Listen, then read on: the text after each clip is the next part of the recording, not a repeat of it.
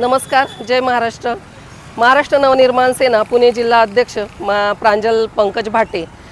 मी गेले 2 वर्षापासून ह्या बस स्टँडची चौकशी करत होती. अरगडे साहेबांशी 2 वेळा मीटिंग झाली. ते बोलले की ग्रामपंचायतकडे हे जे काम आहे ते ग्रामपंचायतकडे आहे. ग्रामपंचायतवाले म्हणतात की अरगडे साहेबांकडे, एसटी महामंडळाकडे, प्रशासनाकडे आहे. मग यांचं नेमकं जनता कोणाला विचारणार? जनतेचा प्रश्न पडतो की दरवेळी आपलं यात्रा आली की त्यांना ते जागे होतात, रस्त्याचे काम करायला जागे होतात.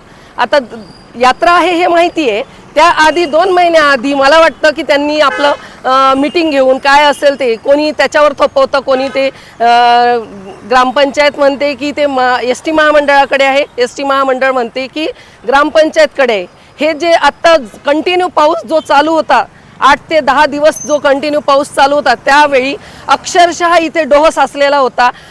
तलावासारखी कंडिशन झालेली होती इथे आणि अक्षरशः बसेस यायला सुद्धा जागा नव्हती. आता अरगडे साहेबांना जर म्हटलं तर अरगडे साहेब म्हणतात की इथं आम्ही भिंत बांधू.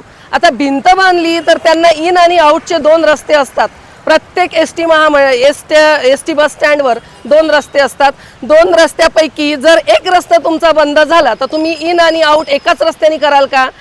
माझं एवढंच म्हणणं आहे की यांनी जनतेचा विचार करावा. यात्रा असते, एवढी प्रसिद्ध, एवढी मोठी यात्रा आहे कपर्दिकेश्वरी देवस्थानची, आणि याचा परिणाम फक्त कोणावर होतो? जनतेवर होतो. सामान्य जनता बसनी आपली अपडाऊन करतात, यात्रेला येतात. आणि माझं एवढंच म्हणणं आहे की यांनी प्रशासनाने दखल घेतली पाहिजे की आत्ता पण तुम्ही बघू शकता, खड्डे बघू शकता आणि तिथे चिखल बघू शकता. हा 10-15 दिवस कंटिन्यू जो पाऊस झालेला होता, त्यावेळी जो झालेला पाऊस आहे त्यांनी हे गाळ जमा झालेला आहे, चिखल जमा झालेला आहे आणि कंडिशन इतकी घाणेरडी आहे की लोकांना उतरताना, चढताना, आज तरी जरा थोडंसं वातावरण थोडंसं मोकळं आहे. जर पाऊस असला तर तुम्ही इथली कंडिशन बघू शकता.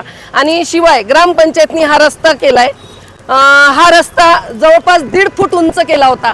1.5 फूट उंच केल्यानंतर इथे पूर्णपणे तलावासारखं पाणी साचलेलं होतं आणि आम्ही एवढं पण म्हटलं होतं का हा रस्ता त्या रस्त्याला समांतर करा. ते सुद्धा त्यांनी केलेलं नाही आहे. आणि तिकडे सुद्धा हा रस्ता 1.5 फूट उंच झाल्यामुळं तिथं पूर्णपणे खड्डा झालेला आहे. अक्षरशः तुम्ही तिथं मोरे चौकामध्ये पाहू शकता. ती PWDची ती लाईन आहे ती सुद्धा खूप घाणेरडी आहे. रस्त्याने येणं जाणं कसं करावं ते समजत नाही. ग्रामपंचायत म्हणते की अरगडे साहेब इकडे, एस टी महामंडळ म्हणते की ग्रामपंचायतकडे.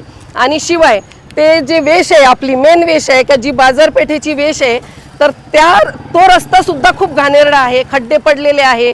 लोकांना येताना जाताना गाड्यांनी कितीतरी बायका पडलेल्या आहे. मला कॉल करतात बऱ्याच जणी की रस्त्याकडे लक्ष दे, तू काहीतरी कर.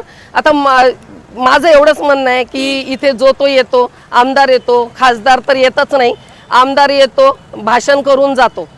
माझं एवढं म्हणणं आहे का त्यांनी सुद्धा याच्यावर दखल घेतली पाहिजे. आणि निधी मिळाला म्हणतात, किती 2 कोटीचा निधी मिळाला बस स्टँडला, मग गेला कुठं तो निधी? हा निधी 40 लाख रुपयाचा निधी 4 वर्ष झाले आलेला होता. मला स्वतः छायाताईंनी सांगितलं होतं, सरपंच, माजी सरपंच छायाताई, त्यांनी सांगितलं की ह्या रस्त्यासाठी 40 लाख रुपये निधी मिळाला. तो निधी 4 वर्षानंतर का वापरता? माझं एवढं म्हणणं आहे की निधी आला तर लवकरात लवकर त्या गोष्टी संपुष्टात याव्या आणि जनतेसाठी त्यांनी दखल घेतली पाहिजे. एवढंच माझं म्हणणं आहे. जय महाराष्ट्र, जय हिंद. राजकारण, समाजकारण, शेती, उद्योग, गुन्हेगारी यातील नवनवीन घडामोडींसाठी आजच हिंदवी न्यूजला सबस्क्राईब करा आणि बेल आयकॉनवर क्लिक करायला विसरू नका. महाराष्ट्रातील एकमेव निपक्षपाती चॅनल म्हणजे हिंदवी न्यूज, सर्वसामान्यांच्या न्याय हक्कासाठी.